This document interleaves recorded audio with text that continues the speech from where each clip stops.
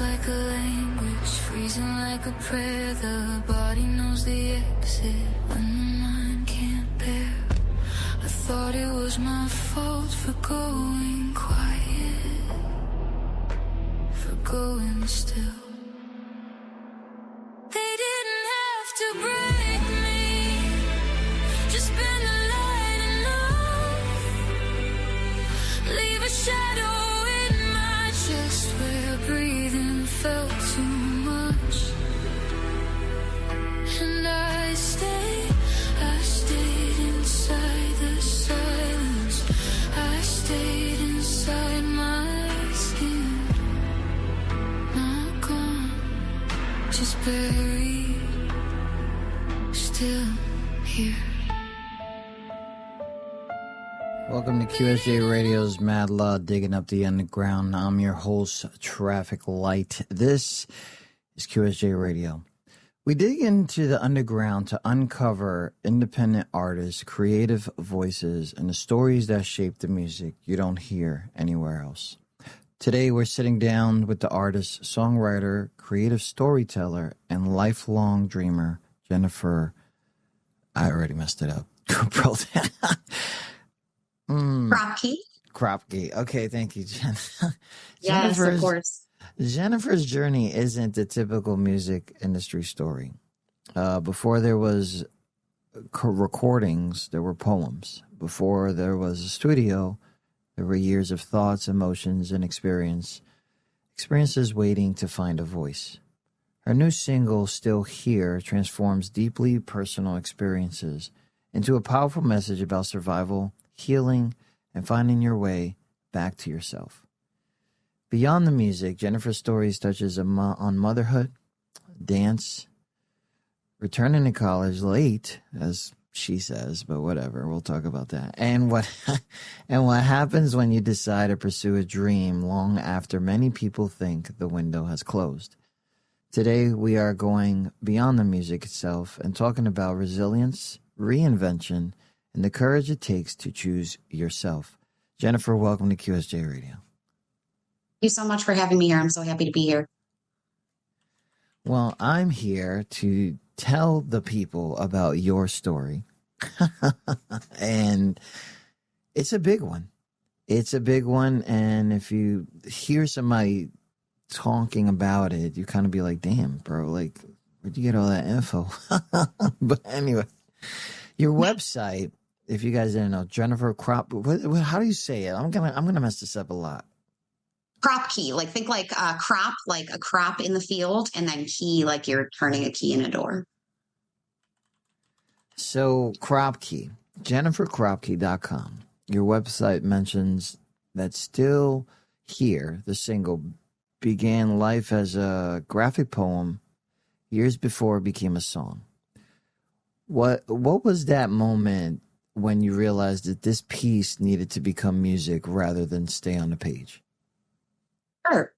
So it was about 2 years ago. I was sitting there at my house, and I actually found a old notebook with a bunch of poems I had written in the 2010s. And when I found this book of poems, I got inspired to find a bunch of my old poetry. And I knew I had a ton of stuff from when I was 14, 15, 16, somewhere in my parents' attic.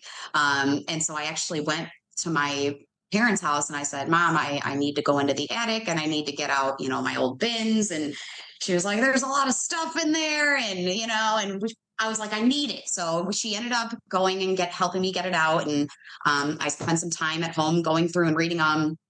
And there were a few that just really stuck with me and were just like, these aren't just stories that I feel like affected me, obviously, because I wrote it, but stories and poems and moments that I feel like so many people are going through in the world today. And I just felt like, why not share it and get it out there? And so that's kind of how it started. And if you guys didn't get it, some of these things are kind of classic writings for yourself, right? So you wrote that the original work came from a very personal experience, but the song became more metaphorical and universal. Now, that is almost difficult for somebody to find a way to balance telling your truth, but also protecting your peace. How did that come about for you? Sure. So Endless Powers of Me and Still Here are both from poems that I've written, right? But Endless Powers of Me is very much almost word for word what I wrote back then. Whereas Still Here was a poem that I wrote that I completely rewrote to be a song because I didn't want it to be an exact telling of my story. I wanted it to kind of be, like you said, more relatable. Now, the poem that I wrote, Still Here, originally was about sexual assault and going through sexual assault. And that was something that I experienced in my teens. It wasn't something that I talked about with many people, with friends, with family. A lot of people are probably hearing this for the first time right now. But it's something that I went through, and it's something that I wrote about.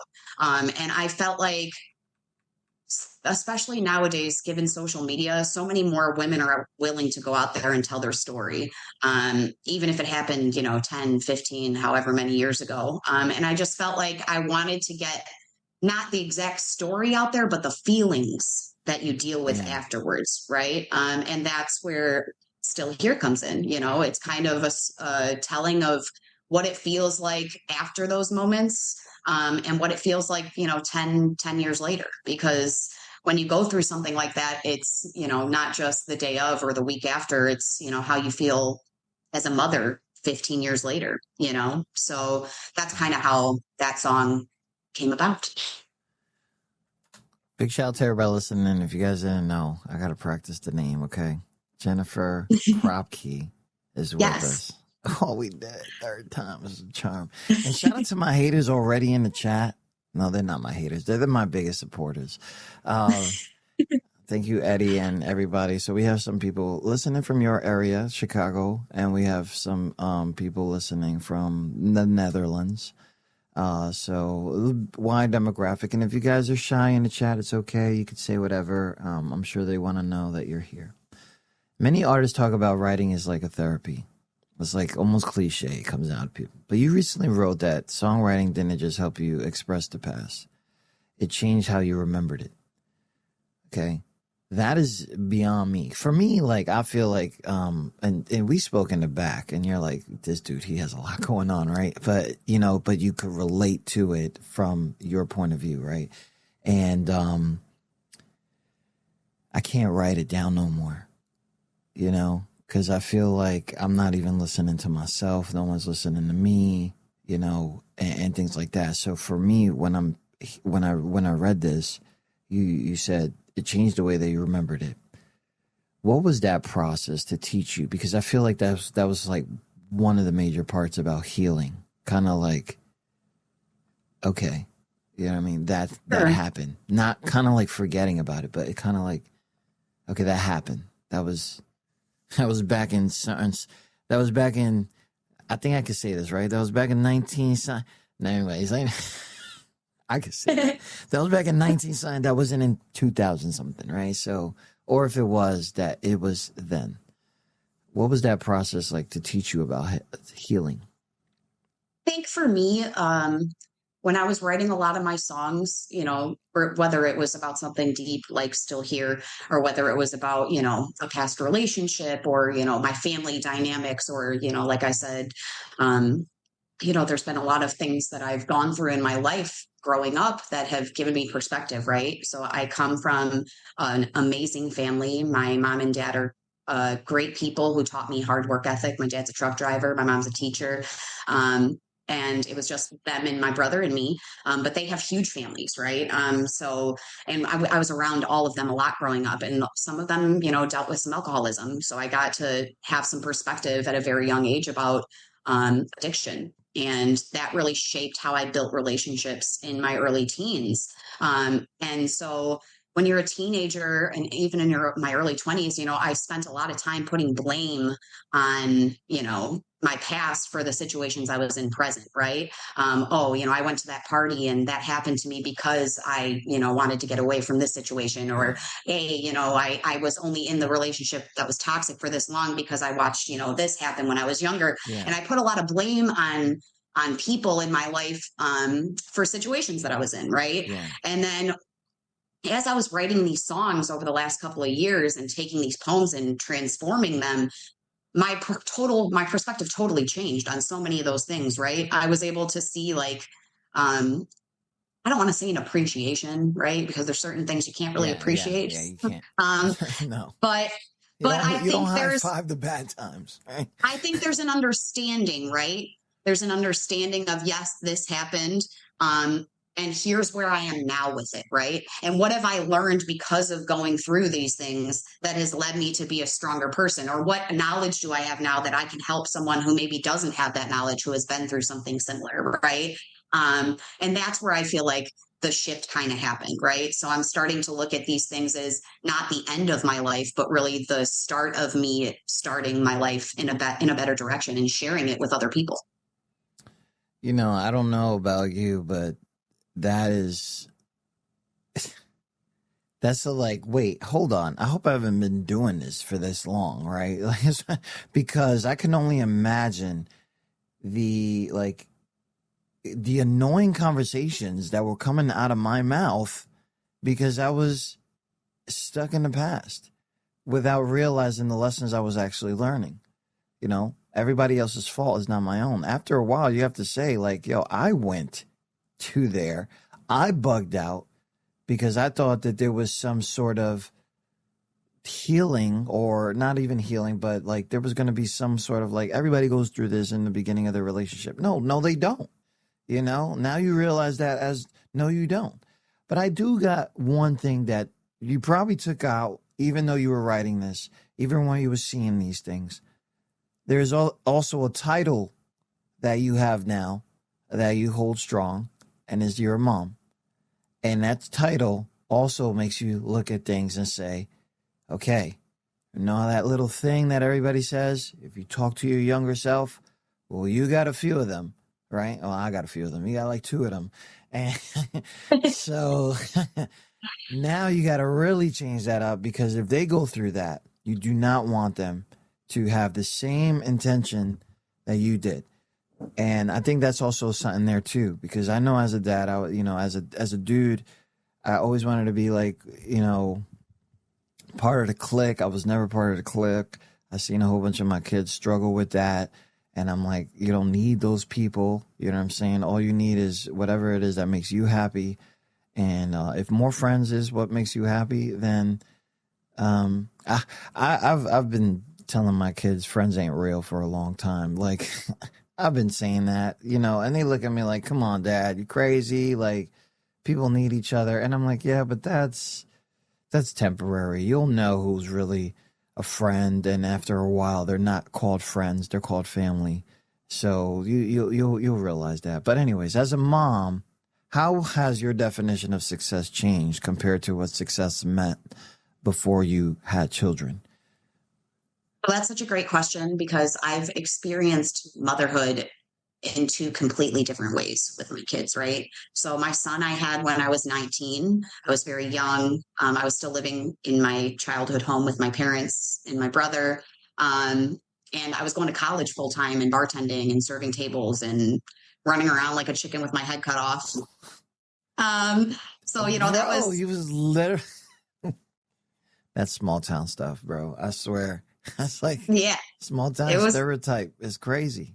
But go ahead. Yeah, it was a lot. Wow. So, I went through that with my son, and, I was very lucky, like I said, to have my mom who worked in childcare and helped me with him. And, I couldn't have done it without her. But my experience with my daughter has been very different, right? I had her during COVID, so we were all home.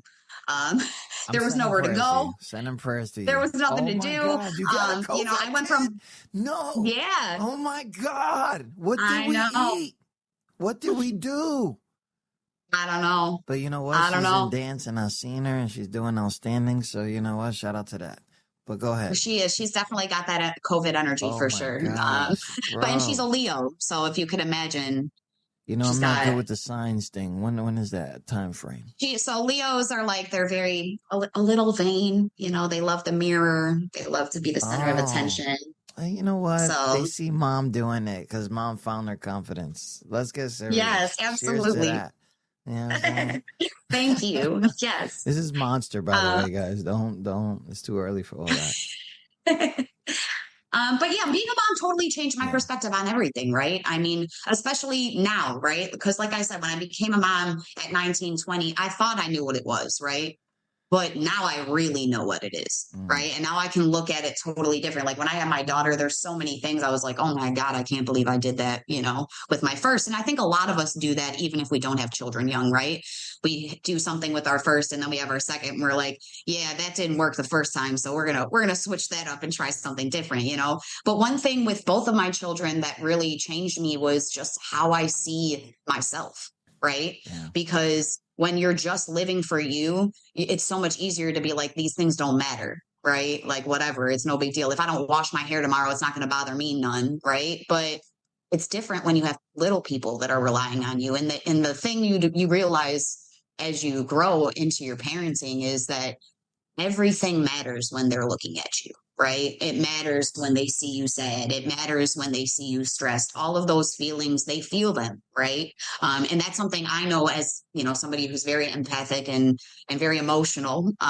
You know, I felt all of my parents' feelings and all of, you know, my family members' feelings growing up. So I think that changed everything. You know, it just made me think of how important it is to really be honest with myself so that I could be happy, right? Because my happiness leads to their happiness. I want to believe that, but I don't. Because they're gonna. Oh, I want to believe that, but I don't. Because they make these weird decisions, man. I just. You know what? There's something about 2026 in the water. You know, my son's 17. I have a 17-year-old. Oh. You know, I don't understand half the words that come out of his mouth on most days. So there's a lot going on with these kids nowadays that has nothing to do with us. You know, the world is a very trying place right now. And you know, I know like for my family specifically, like we have a lot of people, you know, we have Black, white, Asian, Hispanic, gay, straight. We have lots of different people in our family. And with, you know, the state of the United States specifically right now, it's a hard place to be. You know, it's a hard world to live in. It's not like it was when we were growing up and the world was easier. I feel like there was like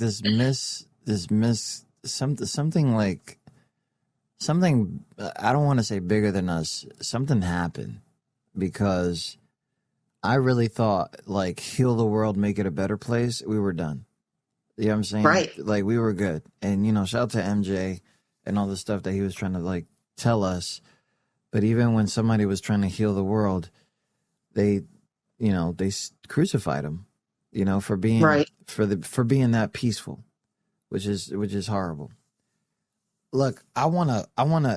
If you guys are wondering why we're so focused on the parenting thing, a lot of this has to do with her creativity and her music, because now you guys probably heard us talking about the. I got a COVID kid, okay, and let me tell you, I don't want to put him on meds. But for society to deal with them, I had to. You know what I mean? Like, I understand. I work in childcare, so that's the craziest. Look, he's just give him a longer gym. You know what I'm saying? Give him longer gym time. Give him, you know, like he's a very big helper. I really saw some adorable stuff. I know he has a heart in there, but man, is he a dick? Like, I don't know. I'm gonna tell you.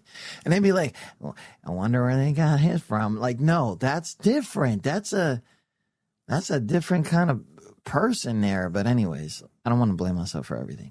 So we want to make sure that people understand we're not having like a mom-dad conversation. A lot of this comes into the creativity and finding oneself, because also there had to be something that happened where it had put you back into school. And probably most of it was, you know, watching the kids and their next decisions.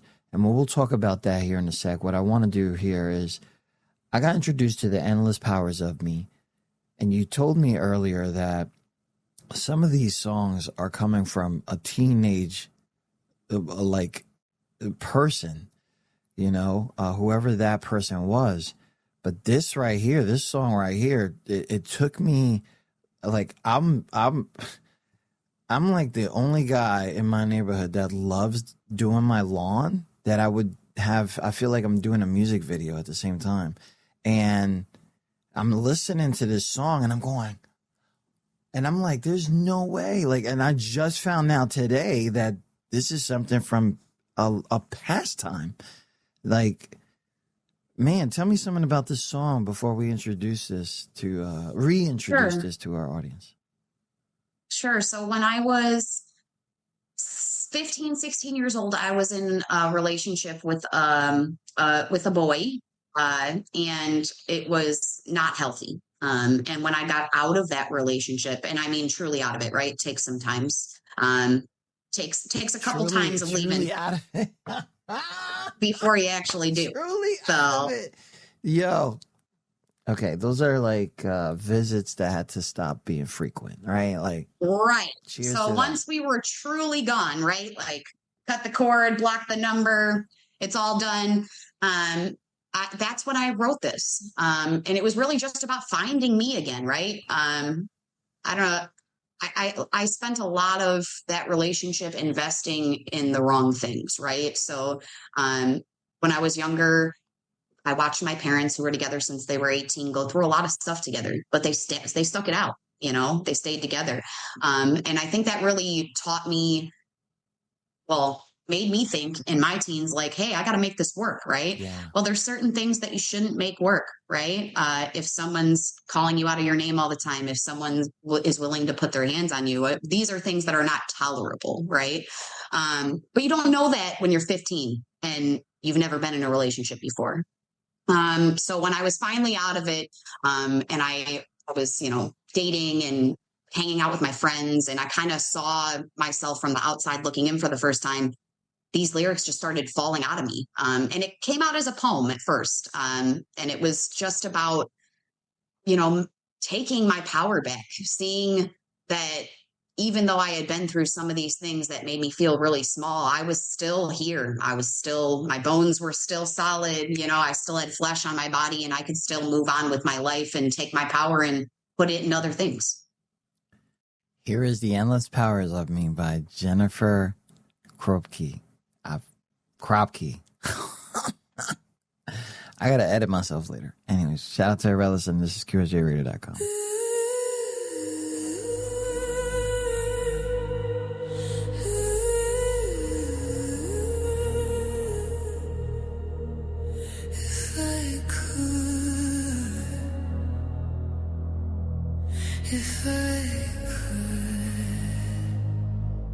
If I could, I'd fly away,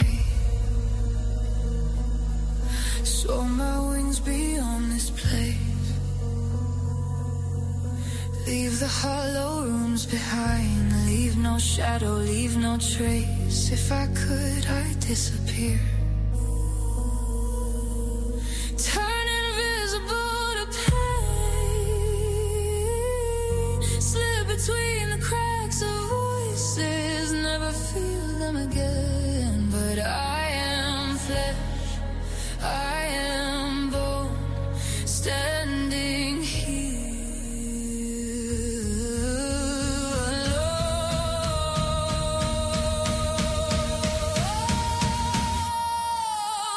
If I had endless powers on me, I'd set the sky on fire, burn away the hands that held me down, lift myself up higher. I'd breathe out the flames of restoration, let the broken world collapse. If I had endless powers of me, no one could ever take me back.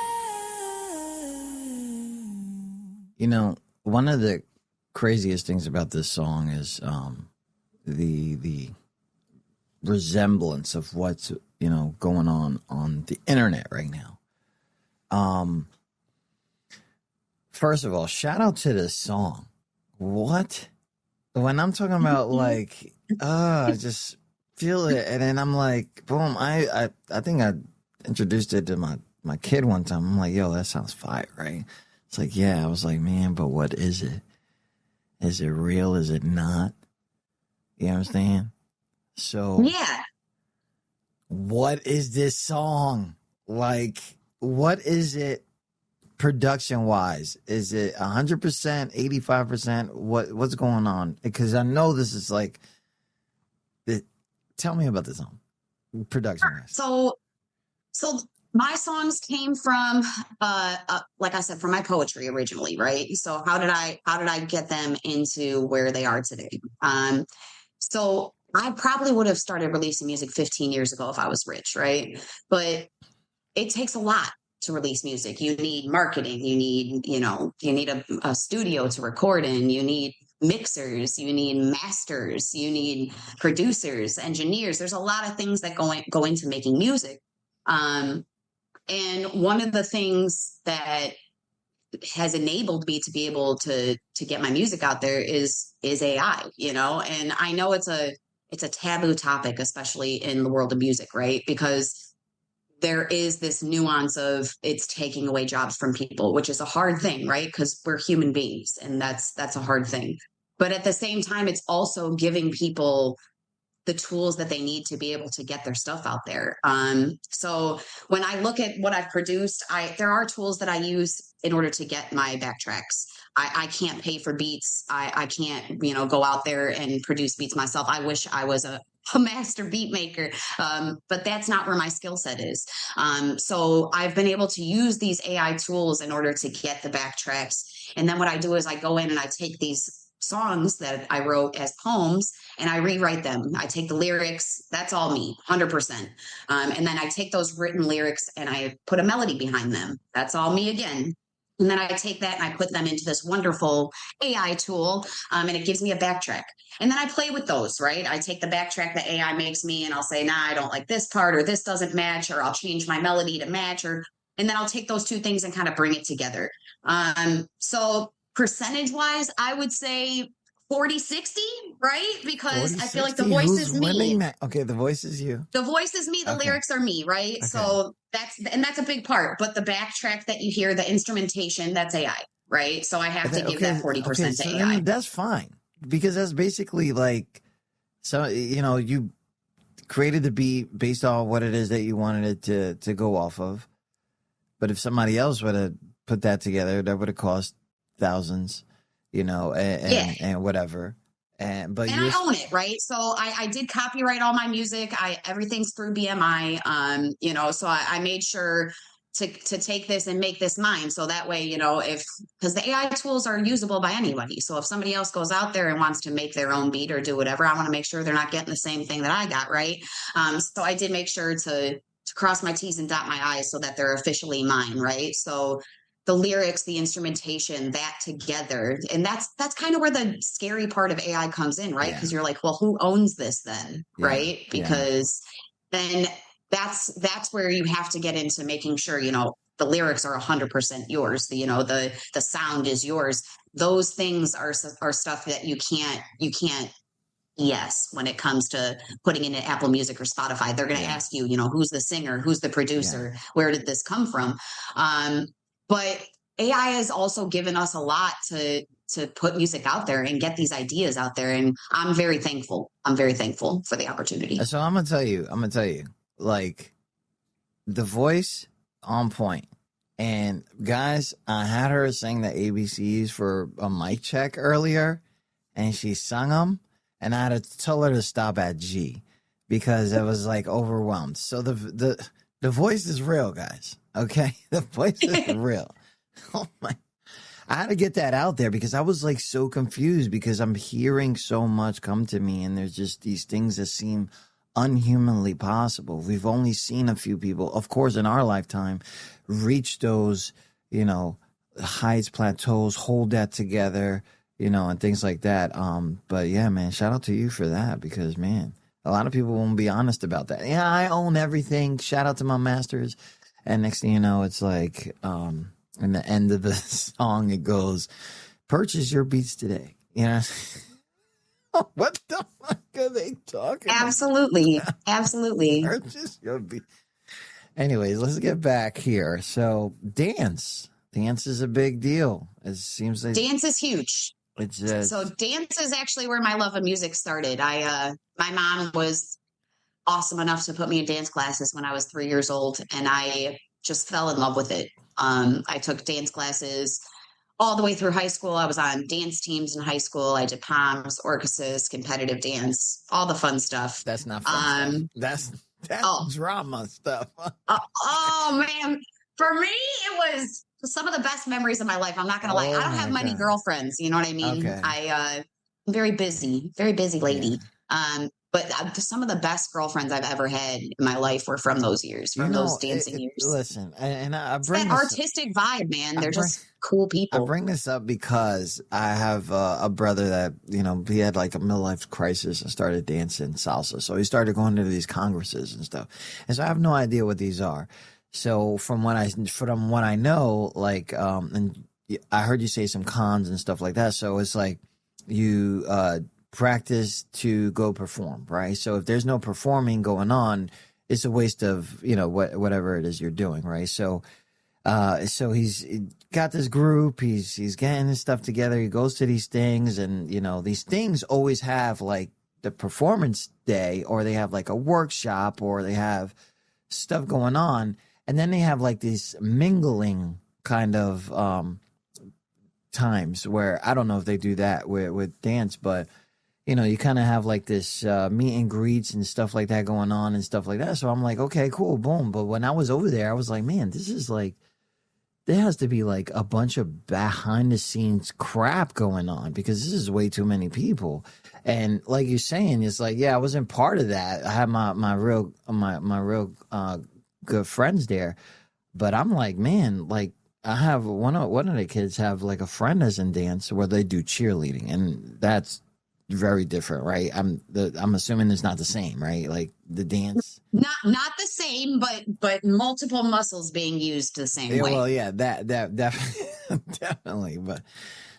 But yeah, behind the scenes of that scene is like crazy for me. So I always look at things like that, like how are they put together?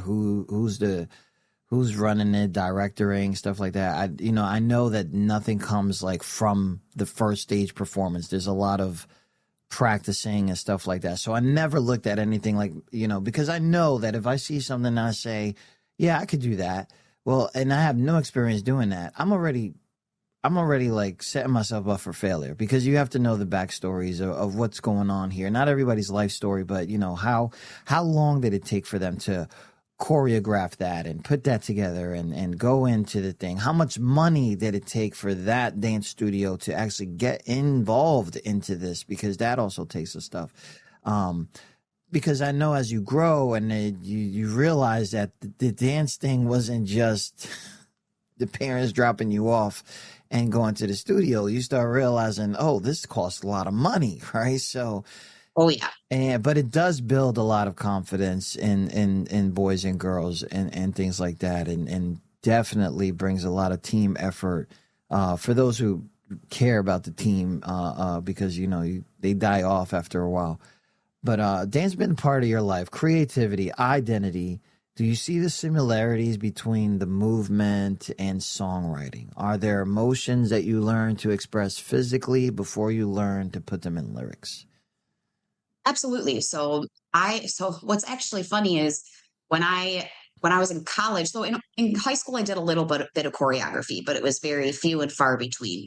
When I got to college, I started working under my artistic director at Northeastern. Her name is Venetia Stifler.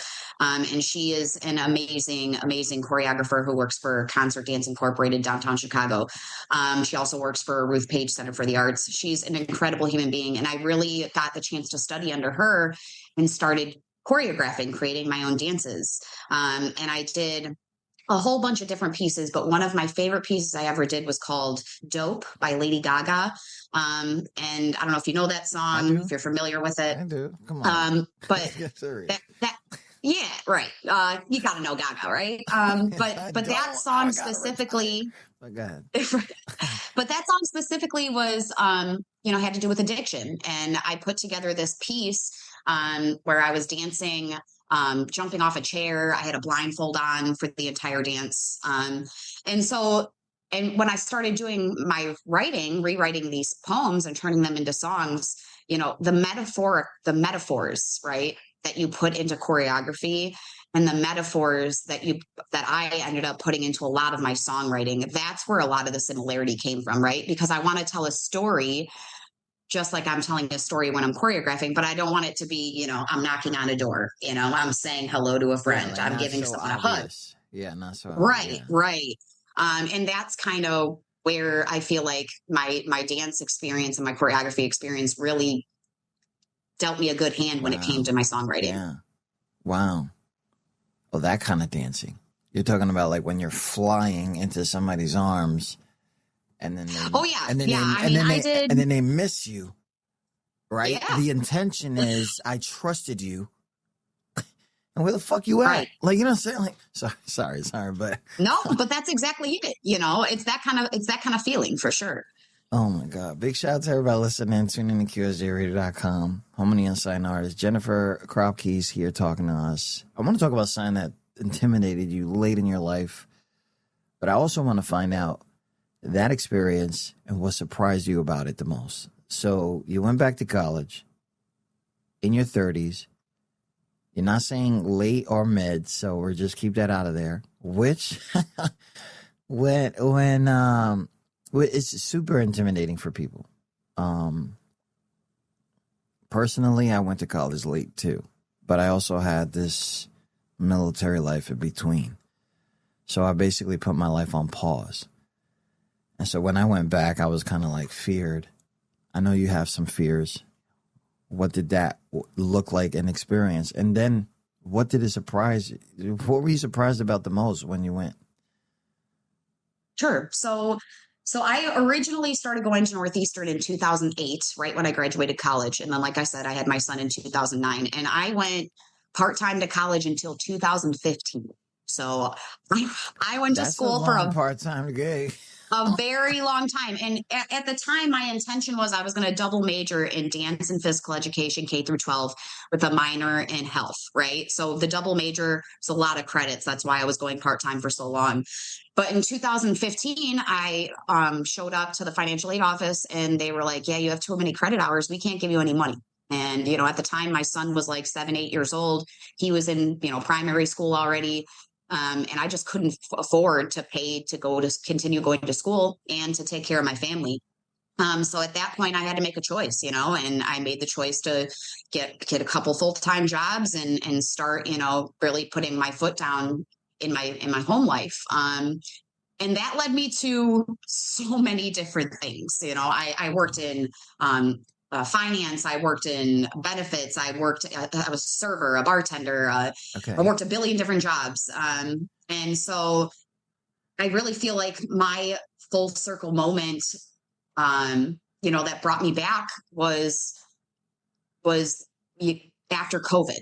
I had my daughter, and that was kind of the moment where I was like, I need to go back to school. But I didn't know what that looked like, right? I was like, I haven't been to school in so long. I don't know which classes still count, which ones don't. And I definitely didn't want to go back and have to take a billion classes because I had already gone for like 10 years. Yeah, I'm schooled out at this point.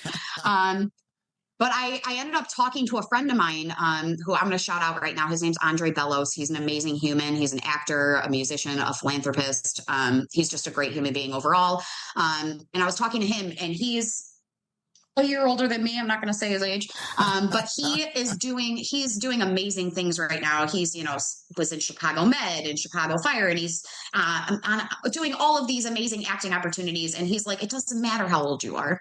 You're 30. So what? Go back to school. Do what you want to do. Take care of yourself. And so I ended up just going to Northeastern and sitting down with an advisor, and they were like, you have so many credit hours. You could do one capstone class and graduate with a bachelor's of arts degree. And I was like, are you serious? And they were like, yeah. And so I was half mad because I was like, why the hell did I wait this long? Because I could have had it this whole time, right? But then the other part of me was just like, maybe this is the time, maybe this is the moment of everything coming together. You know, I'm going back to school, I'm writing my music, I'm releasing my music, you know, so that's why we're here. You know what's crazy? That reminded me of this thing. Like, I don't like living life by the meme, but sometimes some of these memes have some truth to them. There's this picture of a dude digging for gold, right? And then there's somebody who took a shortcut, right? The guy digging for gold says, "This is taking too long," and turns around. And you don't, and then it freezes, and it says, "You never know, like, you never know how close you are to the finish line because you get tired," or something like that. And I'm sitting here and I'm like, bro, one capstone, like, you was going in, and you was you probably like trying to figure out. After a while, you probably didn't even talk to these people no more because no one's telling you anything. So you're just taking classes. You know what I'm saying? You know, but damn, one class, I'd be pissed too. Because one capstone. Wow. Yeah, my mind was blown, you know. But here's the thing too, right? I feel like everything happens for a reason at the right moment, right? If I would have tried to do this 2-3 years ago, I don't think that I was in the right space financially to be able to even go back and take that capstone class. Because that's one thing. College tuition has quadrupled since I went to school originally in 2009. You know, tell my kids that. Tell my kids. That's Like, I will tell them. This is a clip right here. We're going to use this. Okay. Tuition is not a game. You don't play with that kind of money. It's insane. I mean, $1,500 for one credit, you know, I mean that, the amount of money, and then Northeastern was the affordable school when I went to college. That's crazy. You know what I mean? Like, that's the spot. You know what I'm saying? Yep. What? Oh my God, we're clipping that. Big shout out to everybody listening to me. Just because, man, they don't listen. Anyways, looking back now, yeah, do you think going back to school later in life actually gave you an advantage? Creativity because of the experiences you already carried with you?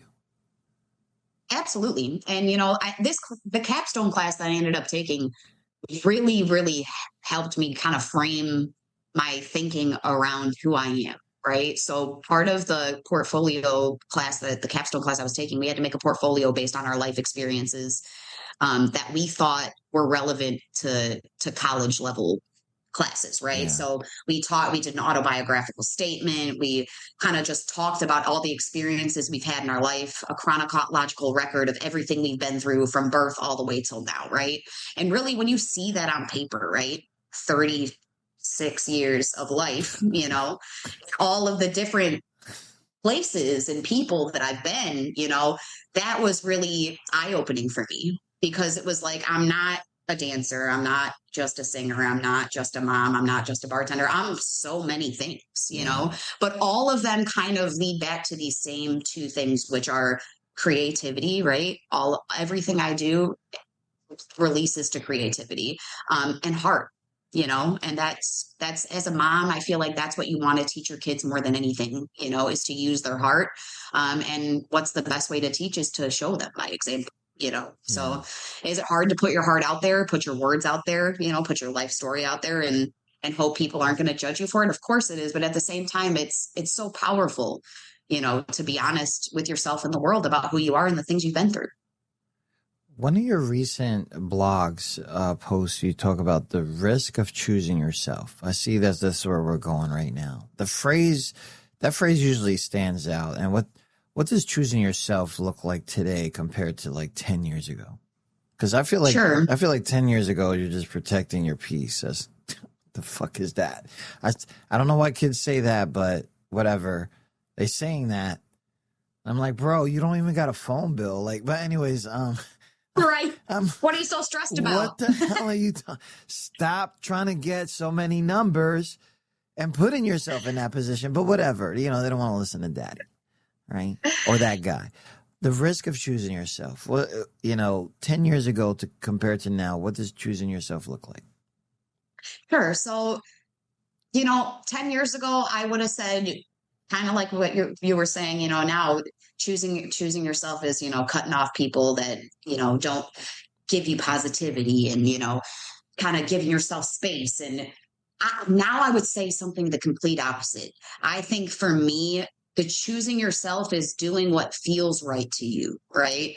So for me, being there for people, listening to people, hearing other people's perspectives, giving other people my perspective and letting that kind of shape myself, that to me, is choosing myself. That's empowering for me. Sitting down and having this conversation with you right now, that's not something I would have done 10 years ago, because I think I would have been more worried, right? How are people going to perceive it? What if, someone in my family hears it and doesn't like what I have to say? Yeah. But now I'm choosing me, I'm looking at it and saying, I love them and they know I love them. Yeah. And there's going to be people that are going to have opinions, but at the end of the day, I know that for me, being honest with myself and my story and putting it out there makes me feel better. Yeah.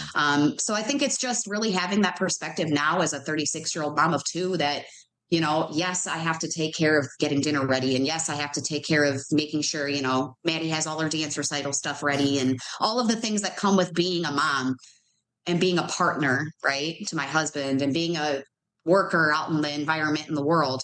But also it's important to take the time to do things that make you happy, because you can't be productive in all those other areas of your life if you're not doing what makes you happy. And I think I've finally gotten to the point now where I can say, like, I'm not scared to choose myself. And the risk, I think, and the reason why I use the word risk is because it feels like a risk, because you're so scared of how people are going to percite it, right? Yeah, when you do start to do the things that make you happy. Yeah, that worry doesn't go away. It's just, but, I'm kind of loud when I choose myself. So I'm like, yo, if y'all don't like it, like, it's whatever. But I'm going to probably, like, as something like a pet peeve of mine, like, I'm really quick to be like, whatever. But then I got to give them a whole timeline of why it's like that. Like, I know why I don't like that. You know what I'm saying? And I know it's still going to happen, but like, whatever. But anyways, maybe I'm not saying it to that.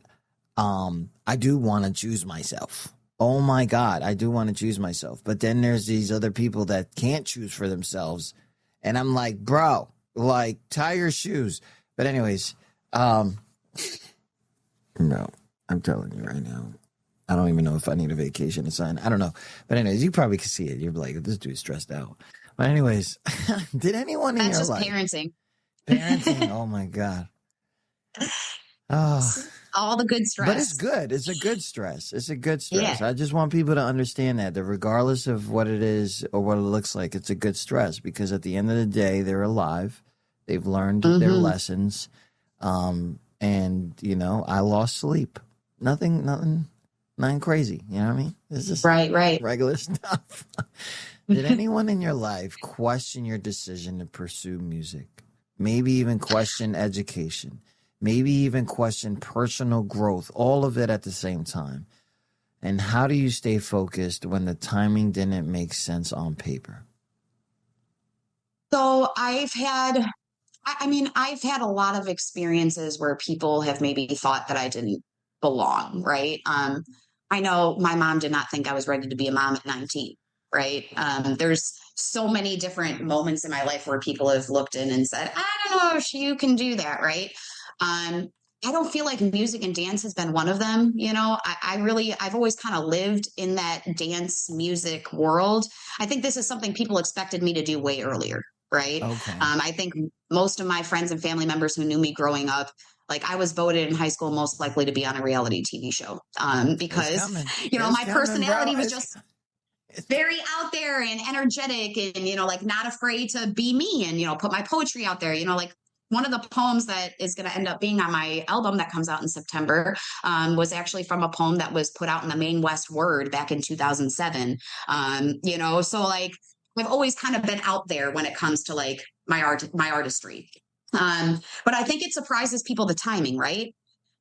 Because they're like, okay, you have 2 kids, you work 3 jobs, you're one of the busiest people I know, and you're going to decide to do this now. But it's like, yeah, because now I have the energy. Now I feel the power, now I feel like I can, and that's the thing, is that, like, everybody can have an opinion about you and about what's right, and about what your timeline looks like, but nobody feels it the way you do, and I think that's something that I've really sat in with myself, and I feel confident and good about it. So You it's been know, good. I seen that it was almost like push it, push it, push it. I want to mention my husband, right? Because I'm sure Yeah.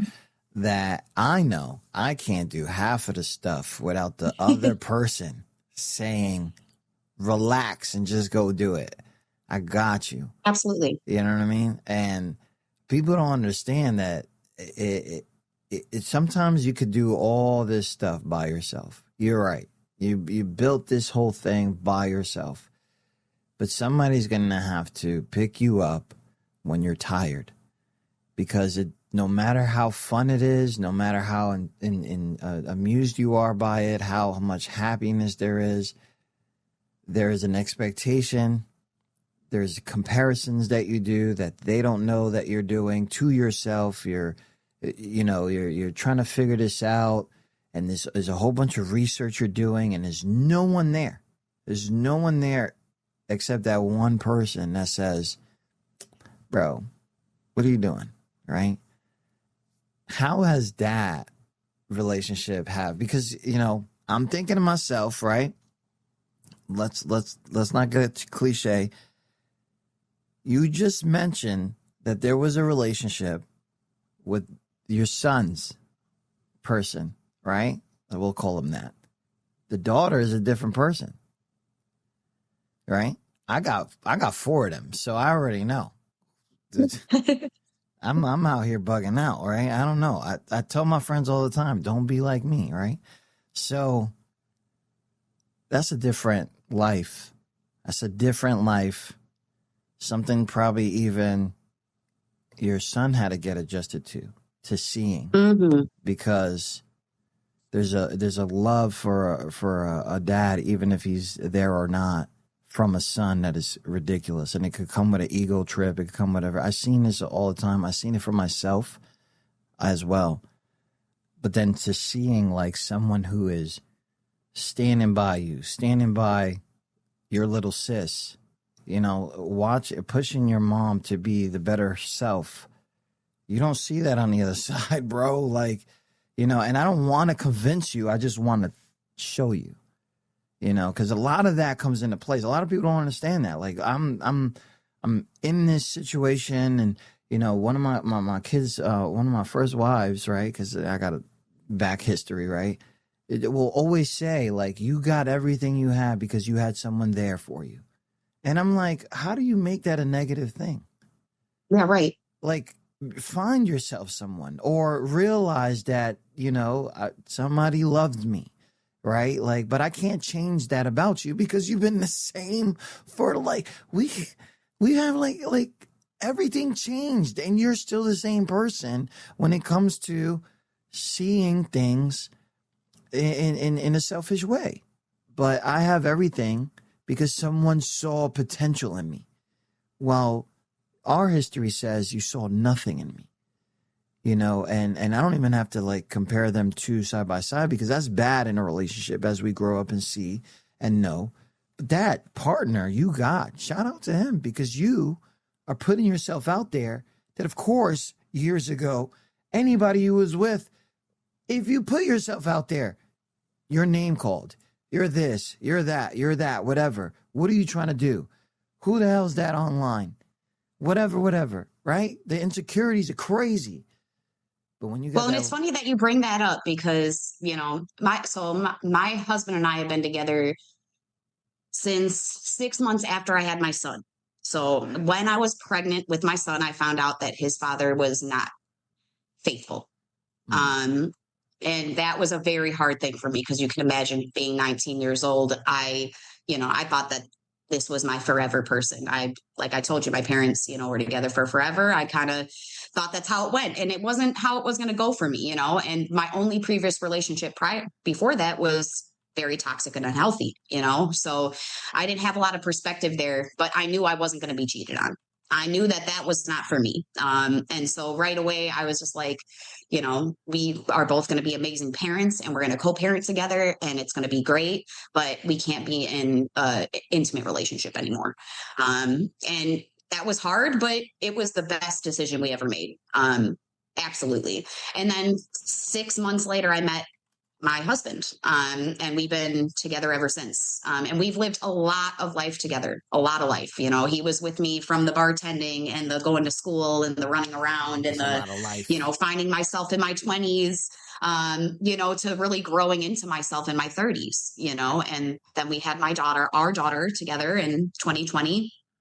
And, you know, it has led to a lot of things, like you said, you know, like my husband did have some insecurities back when we first got together. So did I. We got the, you know what I mean? So did I. We got the chick of our dreams. What the fuck we doing? Like, what the fuck? Yeah. Yeah. You know, and me too, you know, because I had a lot of trust issues given that my son's father had cheated on me and my relationship before that was very unhealthy. So I came with some suitcases, man. I brought some suitcases into this 17-year relationship. Ah, damn. You beat me to it. I did. And I unpacked them and he was like, I'm not so sure. And I was like, I'm staying. And he was like, all right, cool. I'm going to help you fold, you know? Oh, so nice. that's kind of how it was, you know? And he's such a different human than me. Like he has had so many life experiences that I have not had, and he really taught me appreciation for my family, and the people in my life, regardless of the addictions, regardless of the family drama. I know that I'm so lucky to have my people, and he was the person who taught me that. And I think a lot when you see my first album released in September, a lot of the music, a lot of the songs come from a place of that knowledge. And I didn't have that until I started dating him. So without him, I don't think I would be in this place that I'm at with my music. So I'm very grateful. Big shout out to him, man. I had to do it, man. I was like, bro, there's a backbone somewhere. You know what I'm saying? There's a backbone. Yeah, he is the backbone. That's for sure. So we'll lead right back into Still Here. I want to reintroduce it here, take a little break, and then we'll get into a few more questions out. This is Jennifer Kropke. I'm going to mess it up forever. I'm not going to be the only one. I'm telling you. This is I know. Still Here on QSJRadio.com.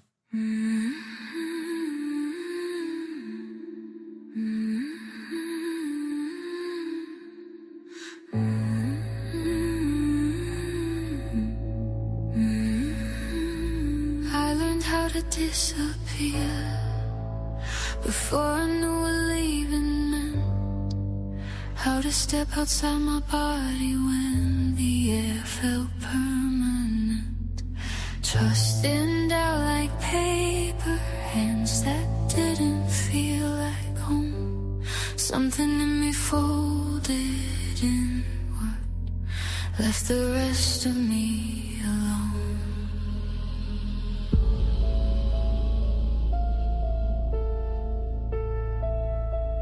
Closets full of breathing dark, secrets pressed behind my teeth. I carried what I didn't choose like it belonged to me. Stillness like a language, freezing like a prayer. The body knows the exit when the mind can't bear. I thought it was my fault. When people hear Still Here, what do you hope that they take away from it? And if they're faced with their own struggles, setbacks, or their moment of survival? I want them to know that it's okay to not feel good. That it's okay to be scared, to feel uncomfortable. But it's also okay to know that there's another side to that. So it's okay to have these negative feelings, but you don't have to feel them for forever. A lot of independent artists feel like they're starting too late, right? You've built a career while balancing a family, education, creativity. You had to get mom to go in the attic, and you couldn't go by yourself because there's bugs. So she helped you. Absolutely not. And with you. What would you say to someone, especially because I know it feels good now. I know it feels good to let it all out, to do these things, to put music out, to do interviews. Someone waiting for the perfect moment before pursuing their dream, what would you say to them? I would say that the perfect moment is the moment that feels right to you. I think I think I still kind of have those feelings a little bit of like, oh, I wish I would have done this sooner, or I wish I would have, done this and that and the other. But I also feel like I've never had the mindset that I have right now until now. So I would say to anyone out there who's, thinking about a dream or pursuing a dream or scared that maybe they're going to be starting too late, it's never too late. It's only too late if you never try. So you just got to give it a shot. Yeah. Motherhood has been something of a strong impact in this conversation. But what has it taught you about creativity that you don't think you've learned any other way? It's definitely taught me how to multitask. That's for sure. It's taught me patience, lots of patience, right? And I think that's something huge that comes into releasing your music, right? You have to wait for those streaming numbers to come in. You have to really push yourself on social media. There's a lot that goes into releasing music other than just making the song, but actually like getting it out there to be heard, right? And the patience, that I've learned from being a mother is something that is so important, because I think that's, as an artist, you want everyone to just hear it right away, right? Like, oh, I've heard the Endless Powers of Me a trillion times. I'm tired of hearing it by this point, right? Because I've played it so many times for myself. But for a lot of people, it's their first time hearing it, right? And it's impactful, and they feel something. And I think that's what my children taught me, that those gratifying moments sometimes just take a little bit more patience. And that's okay. Fuck them kids. I'm telling you, I'm telling you right now, I don't care. No, let me stop. I had to get that gap out so I didn't get in the clip. Anyways, if you could sit down, this is a big one. The version of Jennifer who wrote Still Here, the poem version, what do you tell her?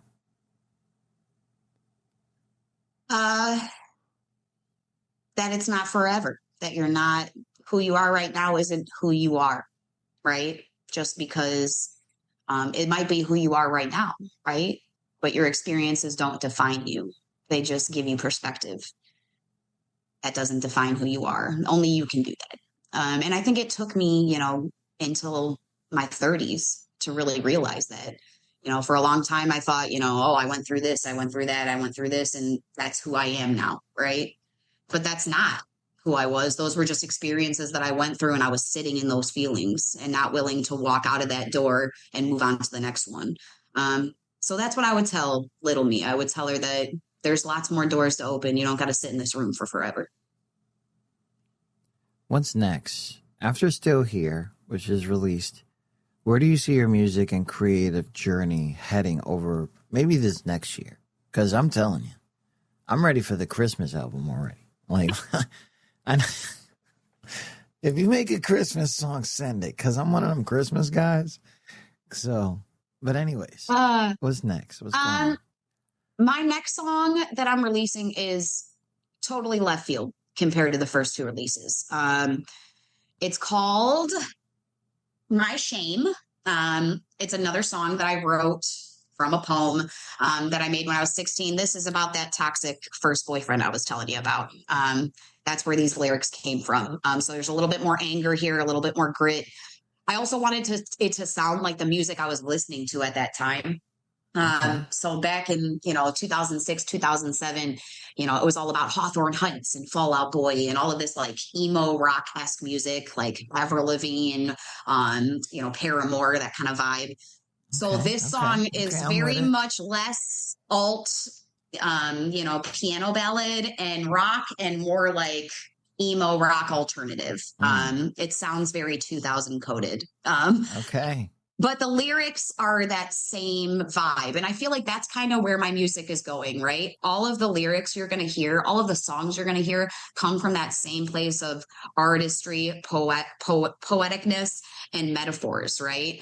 But the style of each song is so different than the last. So I want people to know that I'm not one bubble, right? If you listen to my first couple of singles and you're like, this isn't really my style of music, keep listening, because the third song, the fourth song, the fifth song, the album, when it comes out in September, honestly, when I was putting it together for my distributor process, I didn't even know what category to put it in, because each song is so different, right? I'm like, well, this one's pop, this one's kind of, EDM, this one's, so I would just say be willing to go on the journey with me, because each song is so different, but it all connects back to that same idea of Inherited Weather, which is the name of my album that's coming out in September. Inherited Weather. Mm-hmm. What? Mm-hmm. Oh, we just getting deep. Big shot. We just got, oh my God. That sounds fire. Thank you. Inherited Weather. Bro. I can only imagine that deepness. Like when the releases, we'll get you back on for the promo, if that's okay with you. Oh, yes, I will be here. And then, yeah, we'll get to the name of that. I'm going to ask some rapid questions, something really crazy, you know what I'm saying, just to get to know you off the music, off the parenting, off the education, which is like, what else can there be, right?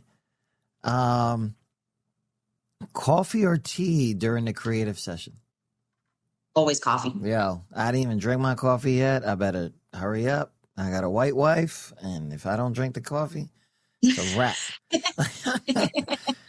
Dance studio or recording studio? Which one is? Ooh, recording studio. I can dance in there. Morning creativity or midnight inspiration? Morning creativity. I'm up at 4:30, 5 o'clock every day. Oh, that's ridiculous. Oh, that's ridiculous. Okay. I can't help it. I got it from my dad. He's a military guy. Oh, shout out to Pops, bro. Shout out to Pops. One album everyone should hear. What do you think? Oh, one album everyone should hear. I have been listening to a lot of Fauzia. Fouzia. Fauzia. She has a stripped album, Bad Dreams. I highly, highly recommend every song on that album. What is your biggest lesson from going back to college?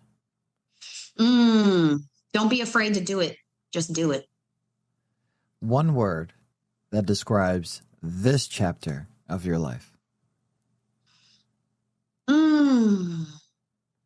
Resilience.